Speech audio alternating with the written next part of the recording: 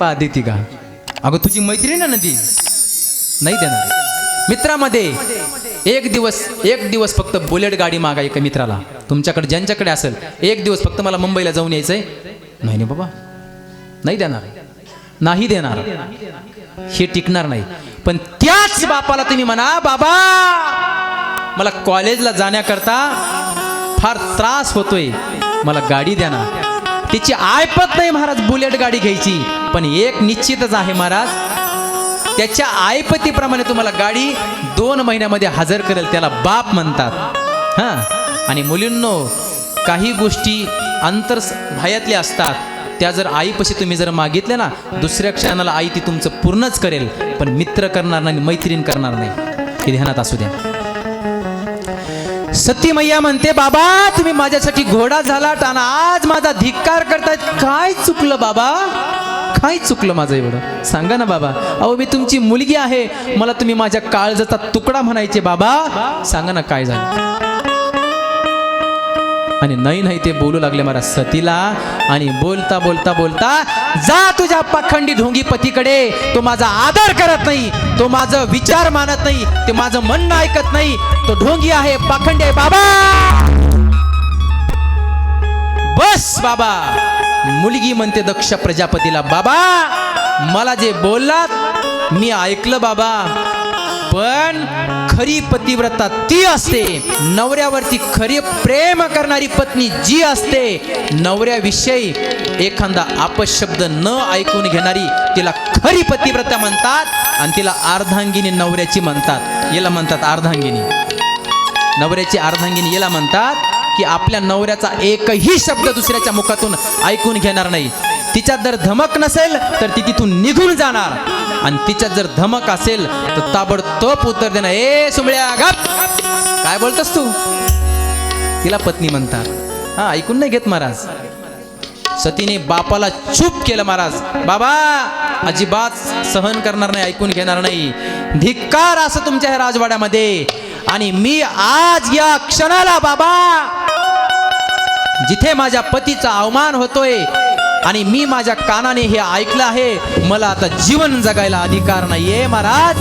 बोलता बोलता महाराज सतीने अग्निदेहांत परीक्षा दिली महाराज, आणि त्या अग्निडोहामध्ये उडी मारली, आणि त्या सती मैयाने स्वतःचा देहाचा त्याग केला महाराज. आणि पाहता पाहता ही वार्ता कैलासावरती गेली, आणि शिवजींना कळाल्याच्या नंतर शिवजीने अथांग फोडला महाराज, आणि रागाच्या भरामध्ये एक जटा उपटली, आणि त्याच्यामधून एक वीरभद्र प्रगट झाला, आणि त्याला आदेश दिला, जा दक्ष प्रजापतीच्या यज्ञाचा उद्ध्वंस करून टाक.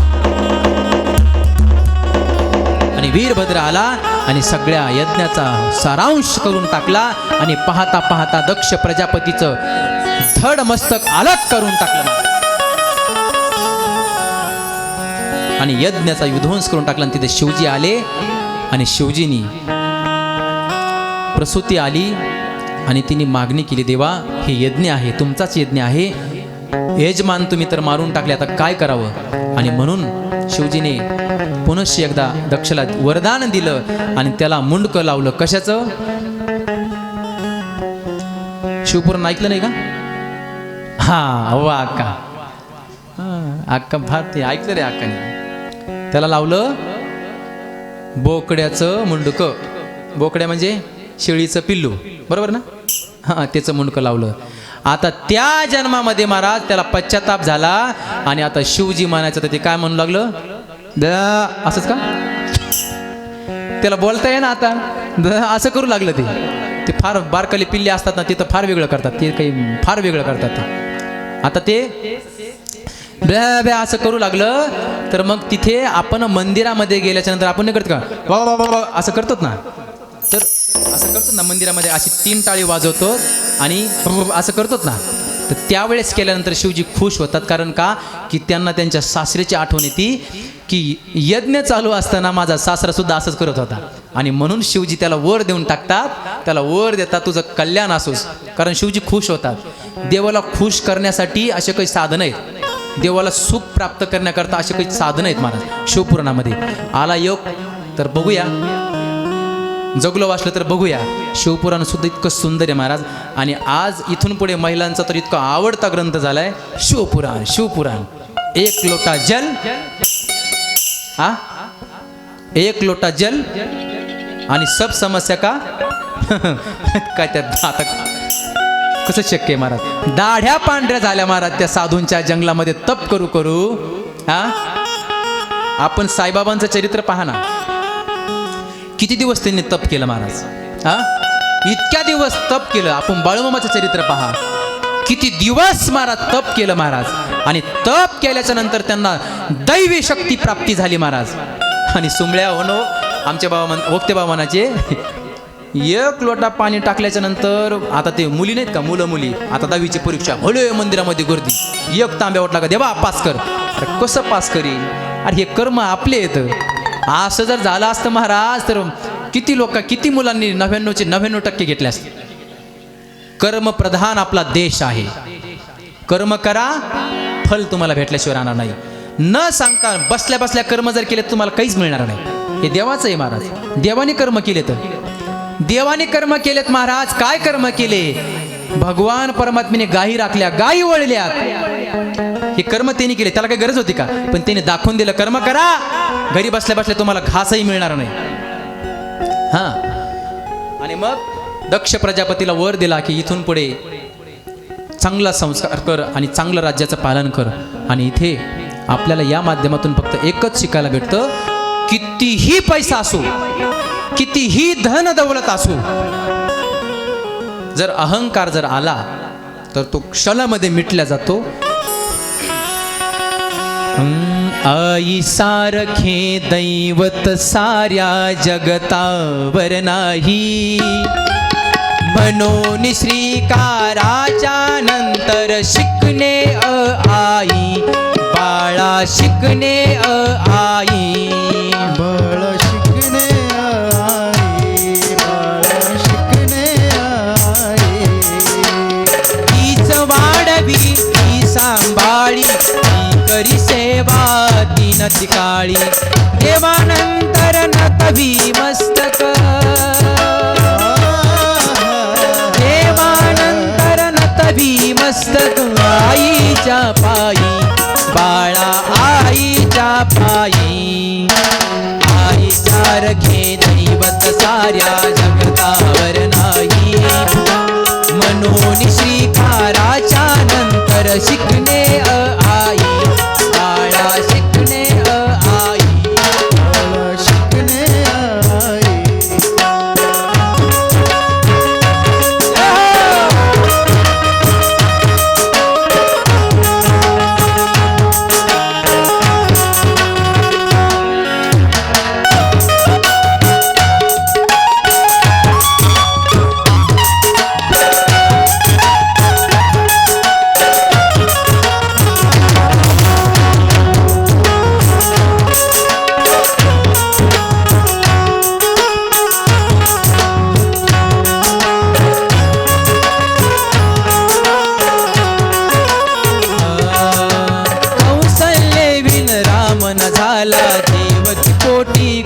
जन्म, कौसल्ये विन राम न झाला, देवकी पोटी कृष्ण जन्मला. शिवरायांचे चरित्र घडवी,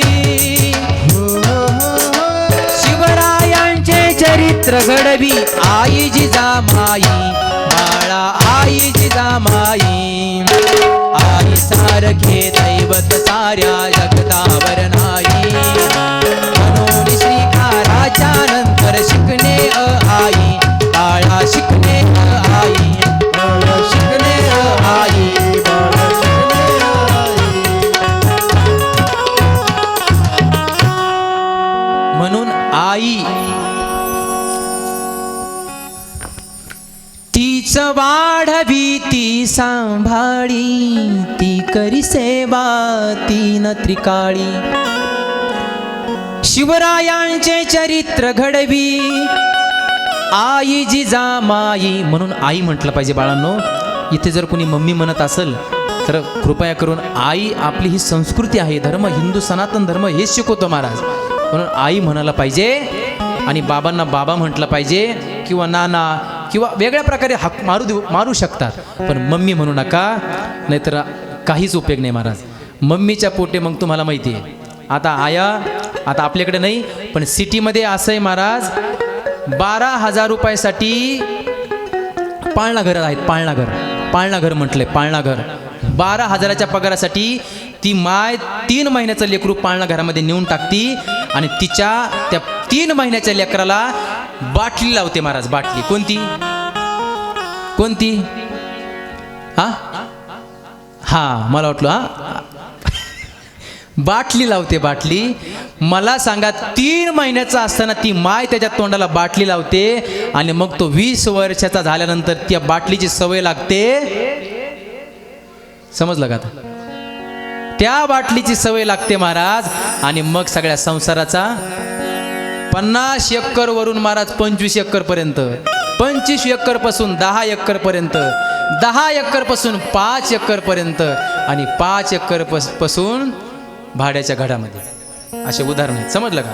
दारूची बाटली. म्हणून बाळावरती संस्कार ही आईच करू जाणं, दुसऱ्याला येणार नाही बरं का, बापाला पण येत नाही, पण ही आईच करू शकते. लेकुराचे हित आणि जाणे माऊलीचे चित्त, ऐशी कळवळ्याची जाती करी लाभाविन प्रीती वाप.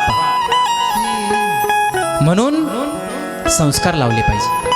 आणि कयाधुने महाराज भक्त प्रल्हादावरती इतके सुंदर संस्कार केले, पण हिरण्यकश्यपाला खटकायचं, ते नारायणाचं भजन करायचं आणि मग खटकायचं, आणि मग घरामध्ये कयाधूला बोलायचं, ए ऐकतेस का, इकडे. काय झालं, का आडा लागले तुम्ही? अगं हे बघ ना काय म्हणतंय. अरे हे नारायणाचं नाव घेतंय, माझ्या दुश्मनाचं नाव घेतंय, याला सांग काय घेतंय, काय म्हणे काय. अगं हे नारायण म्हणतंय. असं आहे का? बरं सांगते. काय म्हटलं? अगं हे नारायण म्हणते.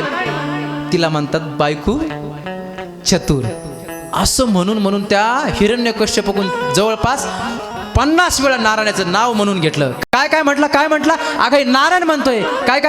काय म्हटलं? नारायण म्हणतोय का? अगं हा नारायण म्हणतोय. असं म्हणून त्याच्याकडून 50 वेळेस नाव काढून घेतलं महाराज. आणि जर आपल्या या जन्मामध्ये एकदा जर नाव घेतलं तर काय होतंय? मोक्ष मिळतोय महाराज. काळी ज्याच्या नाम आले मुखा आणि तुका म्हणे सुका पार नाही. एकदा नाव घेतलं तरी तिने तर 50 वेळा काढून घेतलंय. बरोबर. आणि मग कयाधूने त्याला गुरुकुलामध्ये शिकण्याकरता टाकलं. गुरुकुलामध्ये बरं का. अशी झाकी तुमच्या पुढे येणार आहे आणि आपल्या कथेला विराम देणार आहोत. भक्त प्रल्हादाला गुरुकुलामध्ये टाकलं, पण त्याचं गुरुकुलामध्ये मन लागत नव्हतं. त्याचं फक्त मन कुठे? नारायण नारायण नारायण नारायण, माझा नारायण.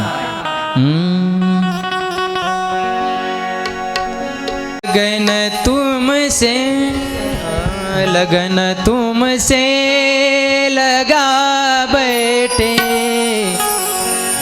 जो होगा देखा जाएगा. लगन तुमसे लगा बैठे, जो होगा देखा जाएगा. तुम्हें अपना बना बैठे, जो होगा देखा जाएगा.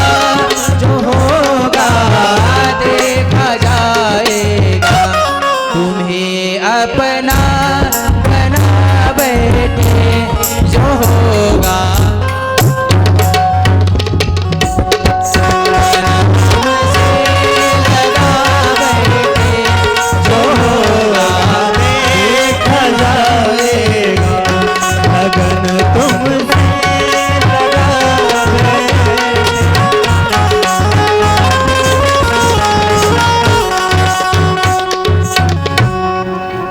गुरुकुलामध्ये फक्त नारायण नारायण.